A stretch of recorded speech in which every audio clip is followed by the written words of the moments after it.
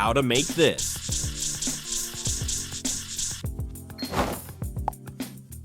Film yourself pretending to draw a piece of clothing in mid-air. Pretend to grab the imaginary clothing and shake it down. Then grab the real clothes, hold them up in the same position, and shake them down. Place the clothes on your chest, wear the clothes, and repeat the exact same action. Open your Instagram story and use the drawing tool to outline the clothes. Import both clips into Capcut. Go to the part where you pretend to hold the clothing, then tap split. Find the moment where you're actually holding the real clothing, tap split, and delete the left part of the clip.